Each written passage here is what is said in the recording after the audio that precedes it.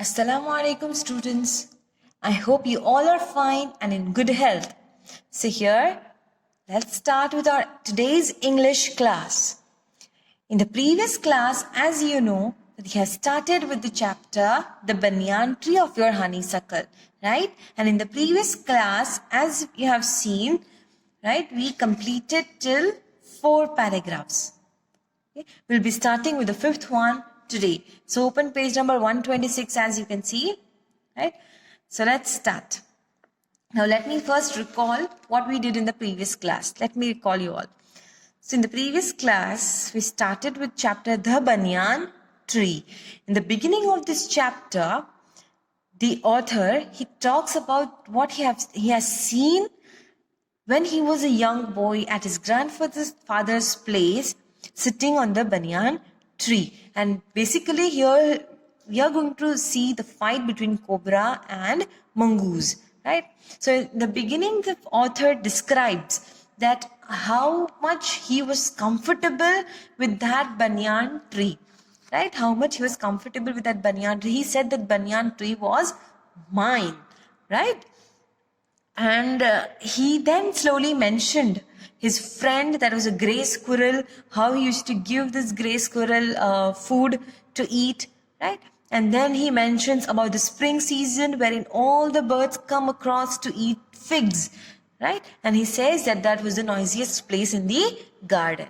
Now I hope you're ready to start with 5th paragraph.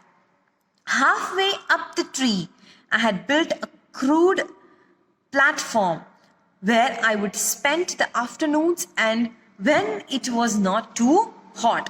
So halfway up the tree means at the half of the tree, okay, not very much down, not very much on the top. Half of the way, he said, I built a crude.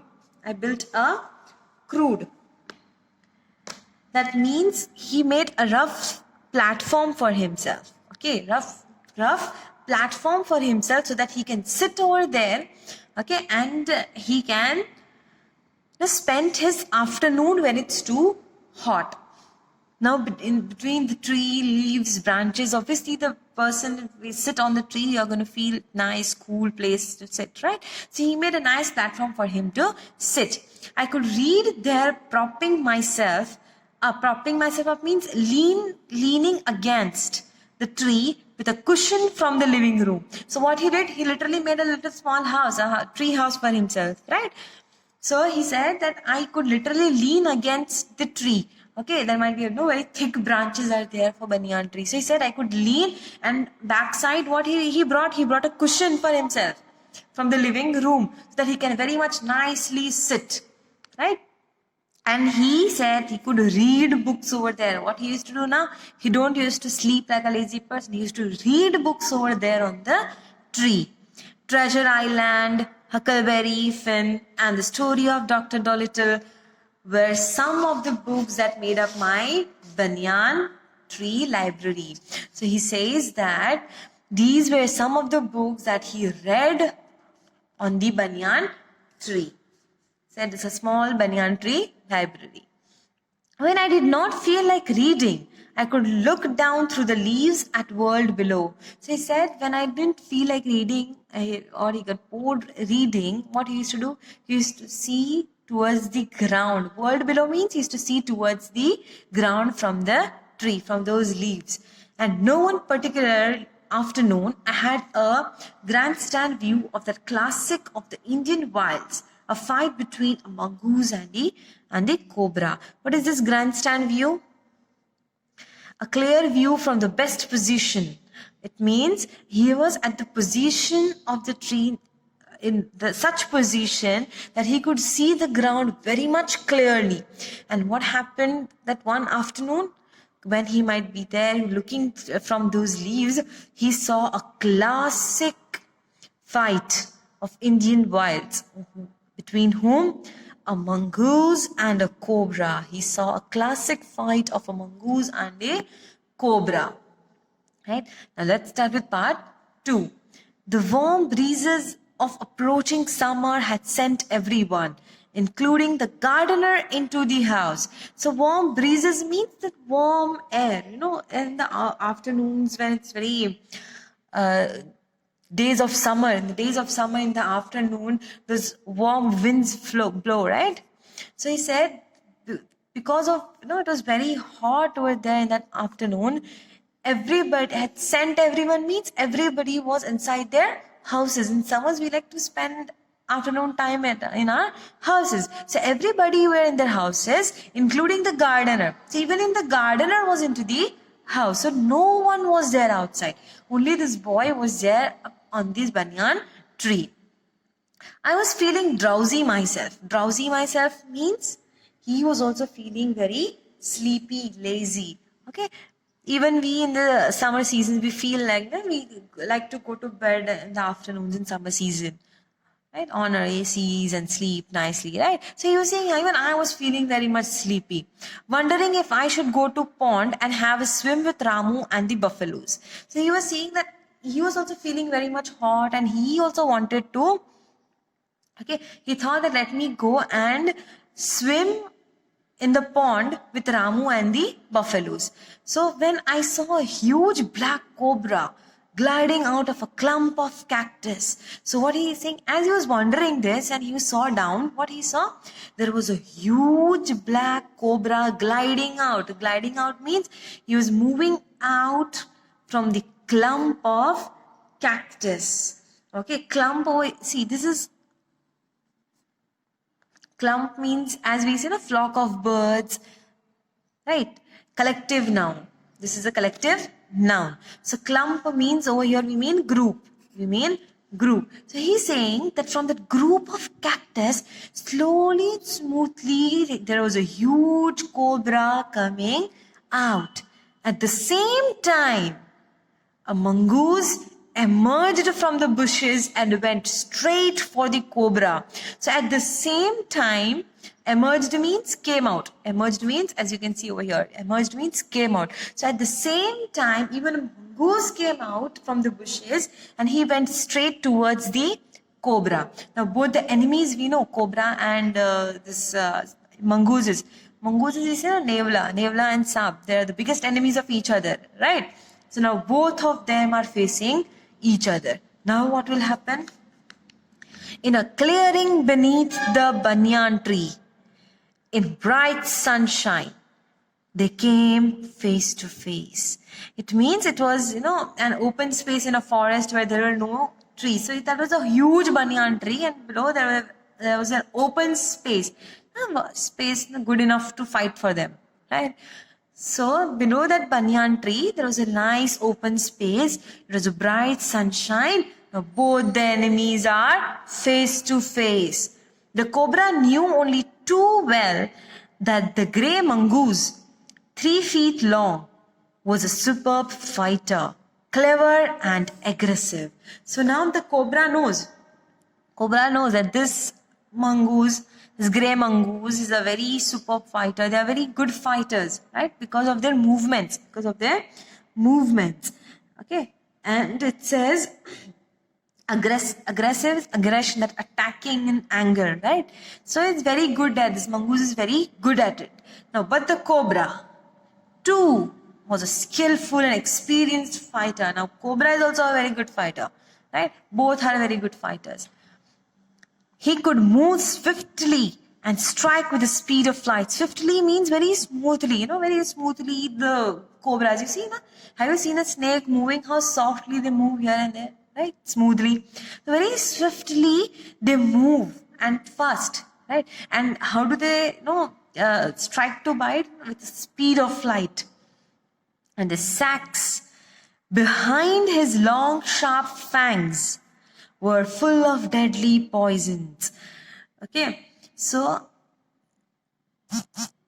it says that even this even this cobra, okay, his teeth, they were really his fangs over here, we mean his long, sharp teeth.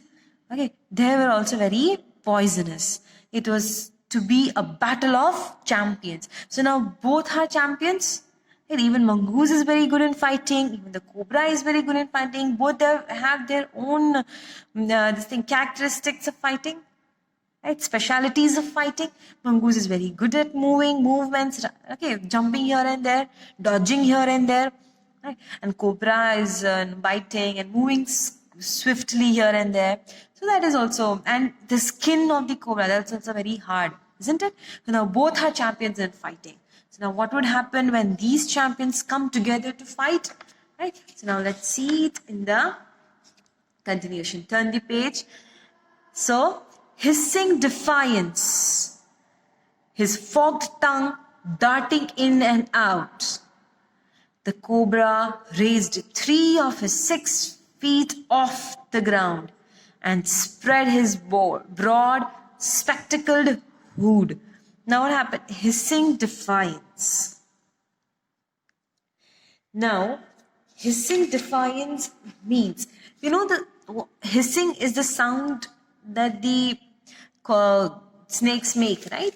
And defiance means he was now ready to fight, challenged to fight. Now that cobra was making that hissing sound as if it's ready to fight.